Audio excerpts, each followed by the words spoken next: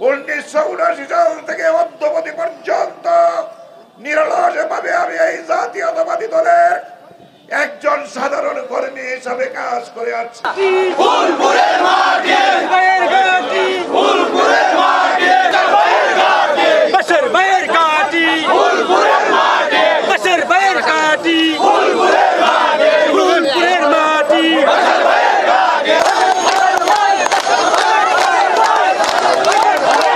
মাজারুল ওই পাশে যারা আছে তাদেরকে ডেকে নিয়ে আসো।